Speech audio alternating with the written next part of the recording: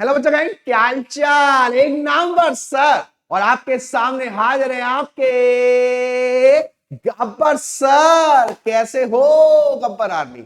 उम्मीद है आप लोग सभी मस्त बेहतरीन सुपर और मक्खन मलाई होंगे, जैसा कि आप हमेशा रहते हैं। तो आपके लिए एक सीरीज चल रही है जिसका नाम है डीके गोयल सीरीज, और उसमें हम कर रहे थे dissolution of a partnership form. और आज मैं लेके आया हूं उसका लेक्चर थर्ड और बेसिकली लास्ट लेक्चर है। इसके बाद हम आपके प्यारे शेयर्स की तरफ चलेंगे। तो आज कुछ और क्वेश्चंस, छोटे मोटे क्वेश्चंस जो छोटे छोटे मार्क्स में पूछे जा सकते हैं, बड़े मार्क्स में पूछे जा सकते हैं, जनरल एंट्री टाइप, उनको हम देखने वाले हैं। कभी कभी आपसे क्वेश्चन में पूछ लेता है मेमोरेंडम बैलेंस शीट, क्योंकि जिस दिन डिसोल्यूशन हुआ, अगर आपको उस दिन की बैलेंस शीट क्वेश्चन में गिवन नहीं है तो पहले आपको बैलेंस शीट बनानी पड़ेगी, उसके बाद आप रियलाइजेशन बनाते हो। तो पहले हम कुछ ऐसे क्वेश्चन देखेंगे, फिर हम थोड़ी सी एंट्रीज के बारे में बात करेंगे। तो चलिए शुरू करते हैं। ये आपकी ही बुक का क्वेश्चन है बेटा। आज मैं नंबरिंग लिखना भूल गया थोड़ा, बट आपकी जो डीके गोयल की लेटेस्ट एडिशन है उससे है। क्या कह रहा है आपसे? A B C are in partnership sharing ratio, they decide to dissolve the partnership firm at the date of dissolution, characters वगैरह, ये सारी चीजें आपको दे रखी हैं। आपको यहां पर कहीं भी बैलेंस शीट दिख रही है? नहीं दिख रही सर। तो आपको एक मेमोरेंडम बैलेंस शीट पहले बनानी पड़ेगी, उसके बाद आप बनाएंगे रियलाइजेशन अकाउंट। सबसे पहले एक मेमोरेंडम बैलेंस शीट बना लेते हैं। तो कैसे बनेगा? देखो सिंपल है बेटू, जो जो चीजें आपको दे रखी है ना, उन चीजों को डालो, काटो, घोलो और लगा लो। हाँ, सफेद बाल काला बना लो। वाह, क्या राइमिंग हो गई। चलिए, तो ये साइड आपकी लायबिलिटीज, अमाउंट, एसेट्स, अमाउंट, और इसको यहां पर।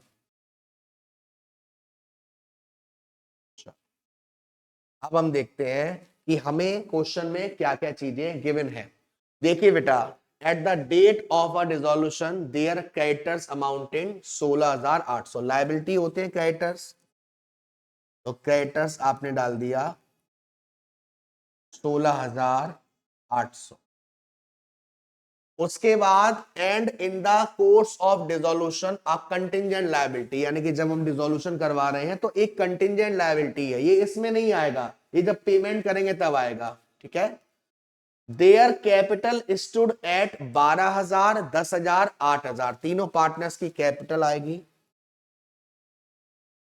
कैपिटल ए बी सी कितना कितना है? 12,000, 10,000, 8,000। तो 12,000, 10,000 और 8,000, तीनों को जोड़ेंगे कितना आएगा? 30,000। तीनों को जोड़ेंगे तो 30,000 आ जाएगा।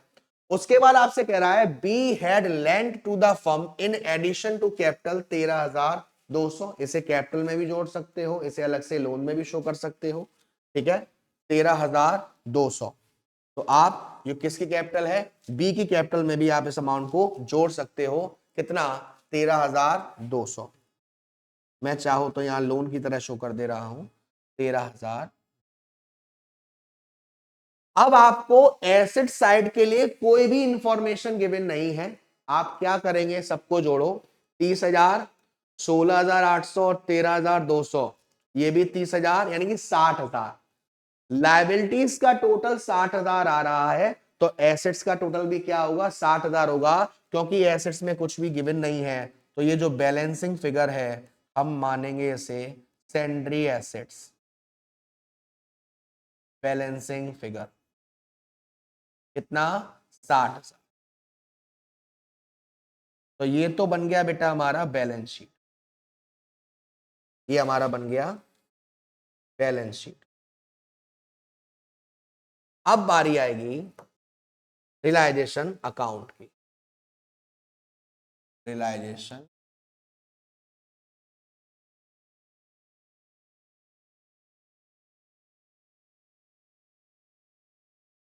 सेम पापा वाला फॉर्मेट है, particular amount particular amount,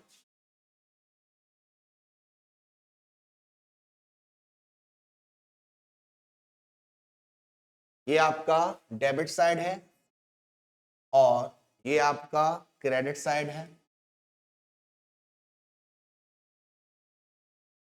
particular amount particular amount.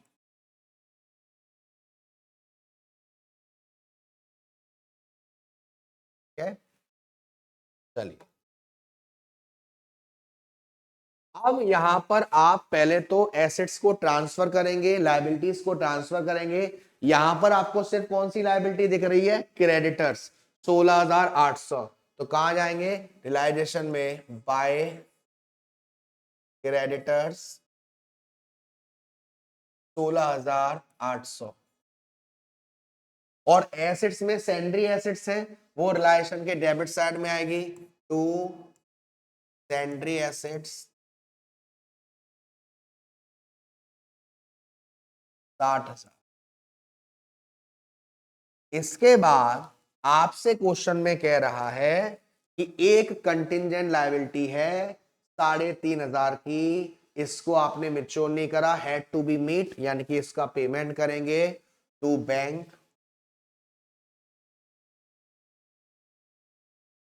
Contingent liability 3,500। और हमें क्रेडिटर्स के बारे में कोई भी इंफॉर्मेशन नहीं है कि क्रेडिटर्स में आपने कितना अमाउंट पेड किया, तो फुली पेड करेंगे। तो अगेन पेमेंट करेंगे तो रिलायशन में टू बैंक, ब्रैकेट में क्रेडिटर्स, कितना आएगा 16,800। आपसे क्वेश्चन में कह रहा है कि जो हमारी एसेट्स रिलाइज हुई हैं, एसेट्स को बेचकर पैसा आया है, वो आया है 45,670। तो यहां पर बाय बैंक, ब्रैकेट में एसेट्स रियलाइज्ड 45,670, इतना ही है ना, इतना ही है। अब हम टोटलिंग करके देखते हैं फायदा हुआ या नुकसान। पहले इधर का टोटल कर लेते हैं।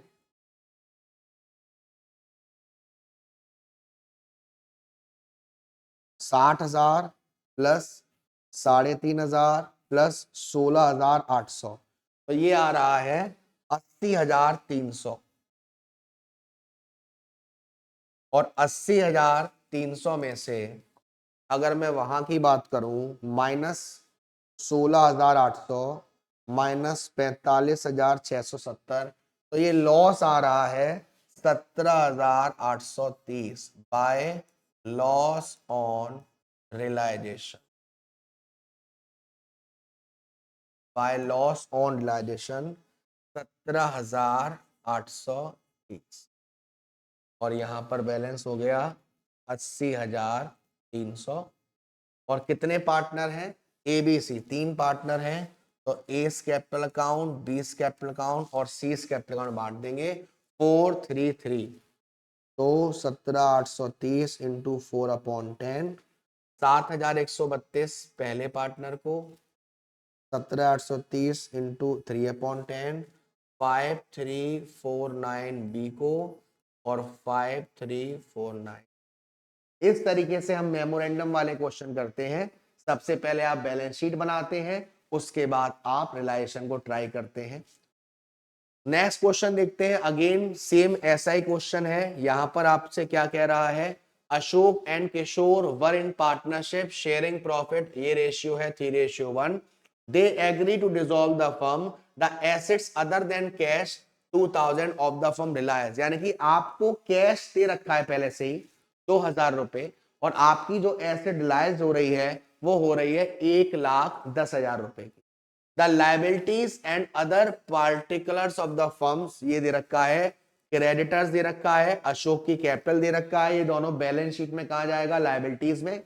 उसके बाद आपको किशोर कैपिटल का डेबिट बैलेंस दे रखा है, प्रॉफिट एंड लॉस का डेबिट बैलेंस दे रखा है, यानी ये दोनों कहां जाएगा मेमोरेंडम बैलेंस शीट में एसेट साइड में, ये दोनों लायबिलिटी में जाएगा।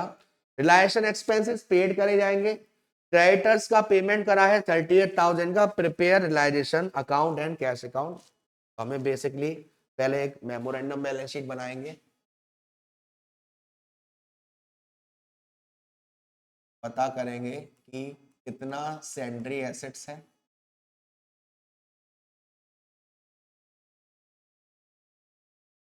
फॉर्मेट बना देंगे छोटा सा।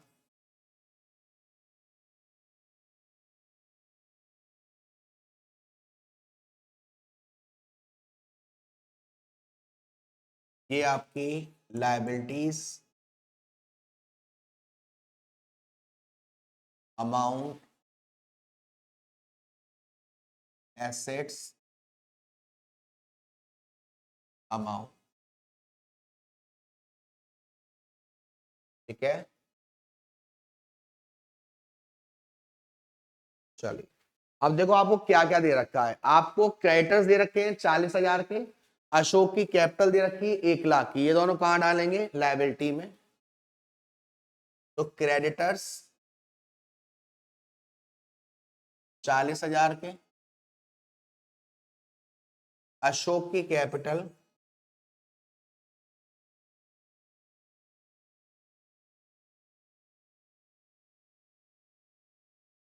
1,00,000 रुपए। उसके बाद ये हो गया, ये हो गया। किशोर कैपिटल और प्रॉफिट एंड लॉस अकाउंट ये कहां आएगा, एसेट्स में आएगा। तो किशोर कैपिटल 10,000 रुपए और प्रॉफिट एंड लॉस अकाउंट का debit balance, profit and loss 8,000। उसके बाद क्वेश्चन में आपको कैश दे रखा है ऊपर 2,000 रुपए। तो अगर मैं यहां का टोटल करूंगा लायबिलिटीज का तो आ रहा है 1,40,000, और यहां पर करोगे आप तो 8 और 2 10,000 और 10 20,000, यानी कि 1,40,000 में से अगर आप 20,000 माइनस करेंगे तो कितना बचेगा 1,20,000, यानी कि ये आ गया हमारा सेंड्री एसेट्स बैलेंसिंग फिगर 1,20,000। ये तो हो गई हमारी मेमोरेंडम बैलेंस शीट। अब हम बना लेते हैं रिलाइजेशन अकाउंट। एक काम करते हैं, इसी के नीचे बना लेते हैं छोटू सा रिलाइजेशन अकाउंट।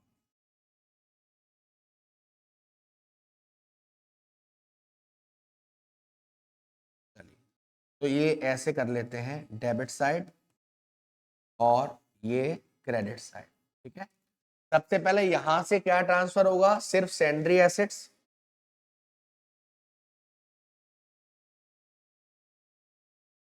कितना 1,20,000, और यहां से क्या ट्रांसफर होगा, सिर्फ क्रेडिटर्स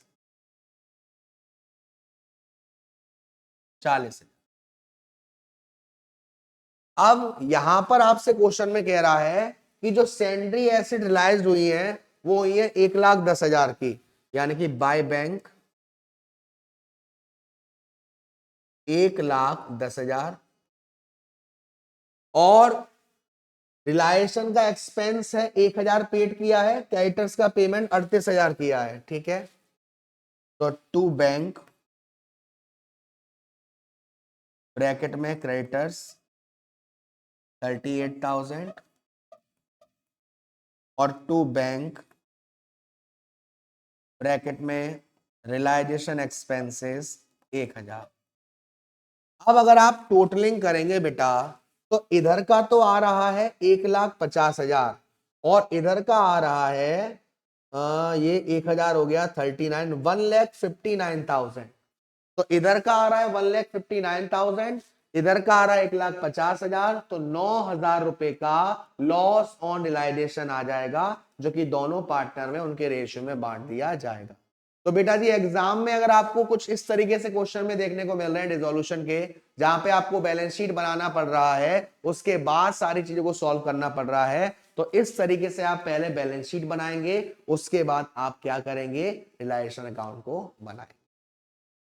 अब जो मेन चीज है आपकी रियलाइजेशन की, वो है जर्नल एंट्री। बहुत बार आई है, बहुत बार पूछी जाती है जर्नल एंट्रीज, तो आप इनको कैसे करेंगे अच्छे से देखते हैं। मैं यहां पर आपको समझाता हूं। सबसे पहले ध्यान रखिएगा, एक बार मैं दोबारा से रिकैप कर दूं। सबसे पहले आपने सारी एसेट्स को ट्रांसफर किया। ट्रांसफर की एंट्री बेसिकली आपसे नहीं कही जाएगी, आपसे साफ साफ बोलेगा कि सारी एसेट्स को हमने ऑलरेडी ट्रांसफर कर दिया है। अब जब भी आप एसेट्स को बेचोगे, आपके पास पैसा आएगा और जाएगा। जब भी एसेट्स को बेचोगे पैसा आएगा, bank account debit to realisation. किसी लायबिलिटी को पेड करोगे, realisation account debit to bank.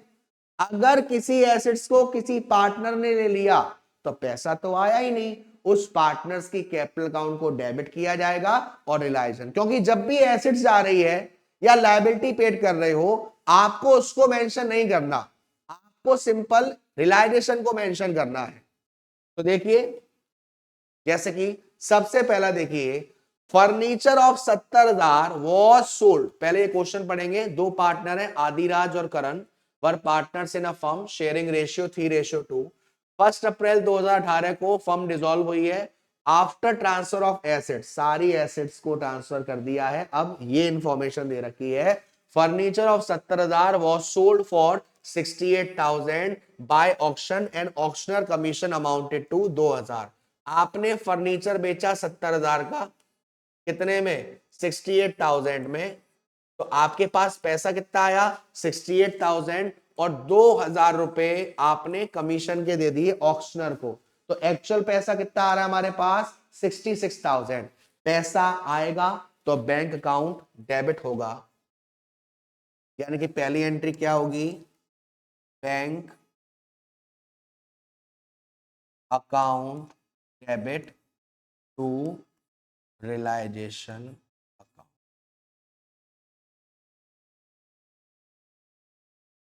Bank account debit to realisation account. कितना पैसा बेटा, 66,000। नरेशन आ जाएगा, बीइंग फर्नीचर सोल्ड। ठीक है, बीइंग फर्नीचर सोल्ड। अब नेक्स्ट है आपसे आदिराज लोन। आदिराज कौन है, पार्टनर है। आदिराज लोन अमाउंटेड टू इतना, वॉज सेटल एट 37,500। जब कभी भी लोन का ज्यादा पेमेंट करना पड़ा, हमारे लिए घाटा है, रियलाइजेशन में डेबिट में आता है। और कम पेमेंट करना पड़ा, हमारे लिए फायदा है, रियलाइजेशन के क्रेडिट साइड में आता है। यहां पर जो लोन है वो था 35,000 का, और आपने पेमेंट किया है 37,500, यानी 2,500 रुपए ज्यादा पेमेंट करा आपने, तो आपके लिए घाटा है। रियलाइजेशन में कहा आएगा, डेबिट में। वैसे जो लोन पार्टनर का होता है उसको आपको रियलाइजेशन में शो नहीं करना। ठीक है, तो इसकी आप एंट्री कैसे पास करोगे, देखिए, जब आप आदिराज का लोन दे रहे हैं तो लायबिलिटी कम होगी आपके पास, यानी कि आदिराज लोन डेबिट, और एक्स्ट्रा पैसा दिया तो रियलाइजेशन भी डेबिट होगा, नुकसान है। और रियलाइजेशन एक नॉमिनल नेचर का होता है, और आपके पास से पैसा गया है तो बैंक अकाउंट को क्या करोगे, क्रेडिट करोगे। 35,000 का लोन था, 2,500 एक्स्ट्रा देना पड़ा, 37,500 टोटल आपके पास से पैसा गया। ठीक है, नेक्स्ट देखते हैं, ये हो गई। Out of the stock of 80,000, current took over 50% of the stock at a discount of 20%, while the remaining stock was sold at a profit। देखिए, स्टॉक है, स्टॉक अगर आपने बेचा होता, आपके पास पैसा आता, एंट्री होती bank account debit to realisation. Stock अगर पार्टनर ले गया होता, पैसा नहीं आता, आपके पास एंट्री होती partners capital account debit to realisation. इस एंट्री में दोनों हुआ है, आपके पास पैसा भी आया है और पार्टनर भी ले गया है, यानी कि ये जो एंट्री होगी इसमें दोनों चीजें आएगा। कौन ले गया? करण। तो करंस कैपिटल अकाउंट भी डेबिट होगा और बैंक अकाउंट भी डेबिट होगा और to realisation.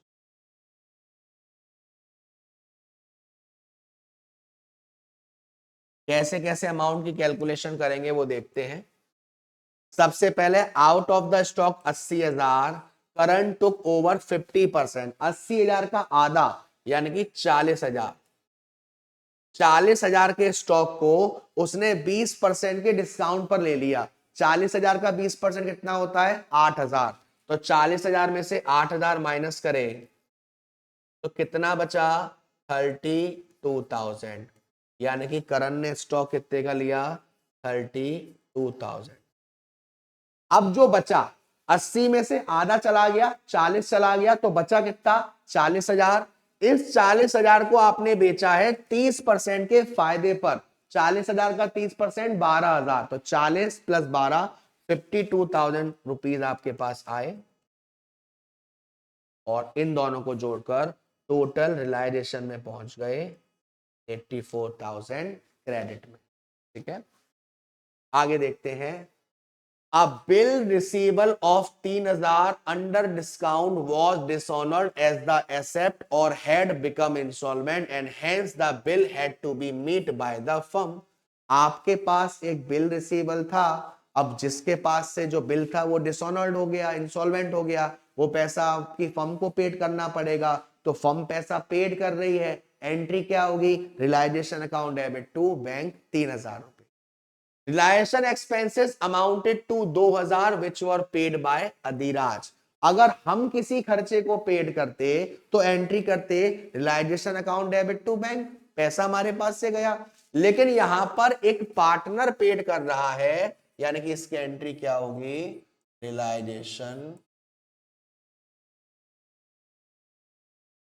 Account debit to, कौन है पार्टनर? आदिराज कैपिटल। कितना? 2,000।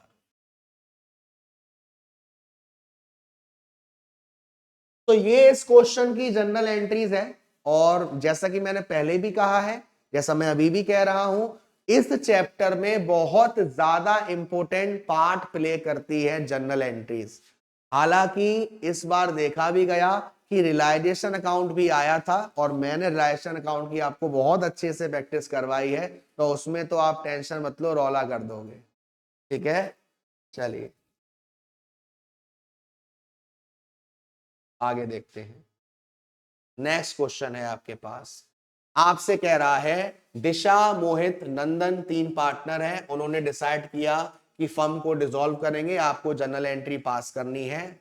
N old typewriter which was not recorded in the books was sold for 2,000 whereas expected value was 5,000। Expected value कुछ भी हो उससे मतलब नहीं है, हमने उसे कितने में बेचा है उससे मतलब है।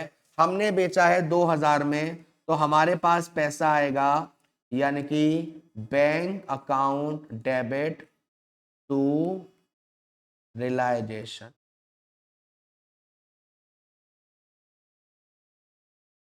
कितना बेटा? 2,000।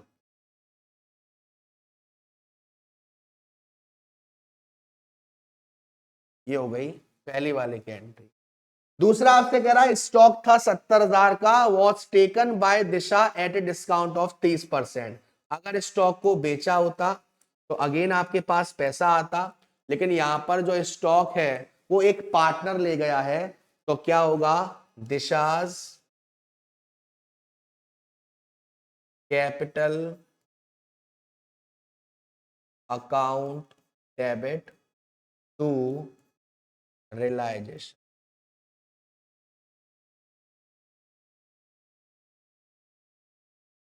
70,000 का 30% हो गया 21,000, और 70,000 में से 21,000 माइनस किए तो ये आ गया आपका 49,000।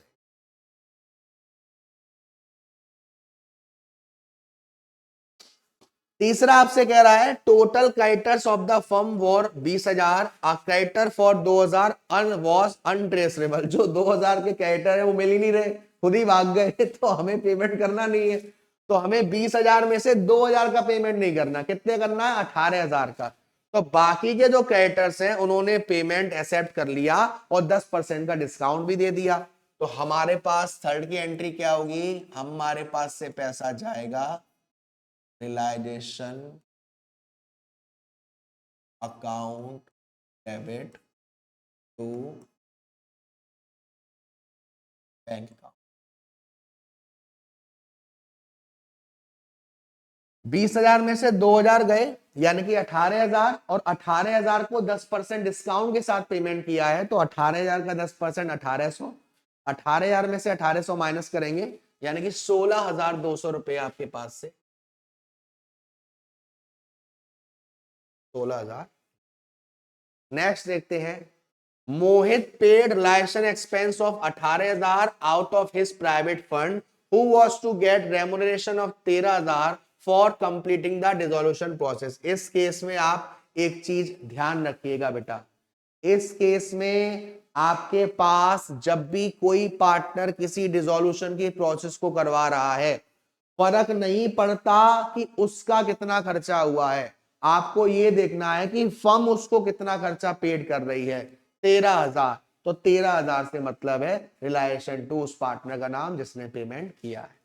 नंदन had taken a loan of 50,000 from the firm which was paid fully by him to the firm. भाई नंदन ने हमसे लोन लिया था, फर्म से लोन लिया था, अब उसने उसका पेमेंट कर दिया, तो bank account debit to Nandan's loan. 12,000 was recovered from a debtor which was written off as bad debts last year। फायदा हुआ, एक बैड डेब्ट्स था लास्ट ईयर का, अब उसके पास थे, हमारे पास पैसा आ गया, तो bank account debit to realisation 12,000 रुपए। और क्वेश्चन देखते हैं, एक और क्वेश्चन देखते हैं। X and Y are partners हैं, they decided to dissolve the firm, pass national entry, as loan, as नहीं होगा शायद, एक्स होगा। X loan was appearing on the liability side of balance sheet at 40,000. He accepted an unrecorded asset 60,000 in full settlement। 40,000 के हिसाब से हम entry करेंगे, यहां पर आप अपनी एंट्री करेंगे, रिलेशन में शो करेंगे जितने की एसेट्स आपकी जा रही है।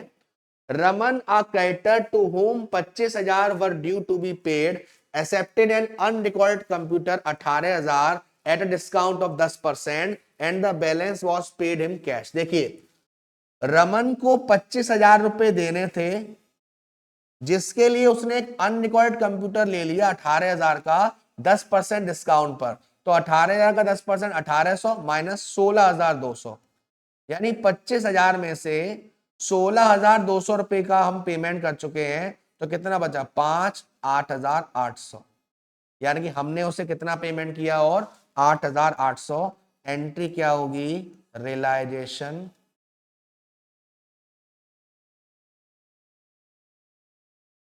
Account debit to bank account 8,800। 8,800 realisation account debit to bank 8,800। आगे देखते हैं, Sudhir and unrecorded creditor 40,000, accepted and unrecorded vehicle 20,000 at 25,000 and the balance was paid to him in cash. Sudhir एक हमारा क्रेडिटर है 40,000 का, जिसको हमने 20,000 की व्हीकल 25,000 में दे दी, यानी कि 40 में से कितना पैसा जा चुका है, 25,000 जा चुका है। अब कितना देना है, 15,000, तो पेमेंट किया है, 15,000 की एंट्री हो जाएगी, realisation account debit to bank account 15,000। There was a contingent liability in respect of bill discounted but not mature, अभी मेच्योर नहीं हुई है, पेमेंट नहीं करना है, टाइम नहीं आया है, तो इसकी अभी कोई भी एंट्री नहीं करेंगे। Furniture of 20,000 and goodwill of 30,000 were appearing in the balance sheet but no other information was provided regarding these two item. देखो बेटा, जितनी भी आपकी टेंजिबल एसेट्स हैं, अगर उनके बारे में हमें डिसोल्यूशन में कोई भी इंफॉर्मेशन नहीं है तो हम उसे उसकी जो ओरिजिनल वैल्यू होती है उस पर ही रिलाइज करते हैं। लेकिन अगर इंटेंजिबल एसेट्स के बारे में कोई भी वैल्यू नहीं दे रखी है तो हम उनको रिलाइज नहीं करेंगे। यानी कि यहां पर सिर्फ क्या रिलाइज होगा, फर्नीचर, पैसा आएगा bank account debit to furniture 20,000। तो ये था पूरा का पूरा आपका डिसोल्यूशन की कहानी। 3 लेक्चर्स में मैंने जितने क्वेश्चंस करवाए हैं आपके लिए सफिशिएंट हैं। अगर आप सिर्फ यही क्वेश्चन को अच्छे से प्रैक्टिस कर रहे हो, डिसोल्यूशन का कैसा भी क्वेश्चंस आ जाए आप कर दोगे। बट फिर भी मैं आपसे कहना चाहूंगा कि जो भी आपके सैंपल पेपर में क्वेश्चंस आए हैं उनकी एक बार प्लीज अच्छे से प्रैक्टिस करिएगा।